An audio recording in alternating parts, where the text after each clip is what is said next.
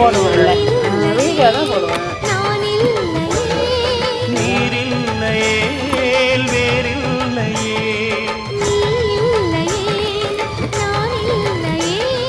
நீரில்லையே வேறில்லையே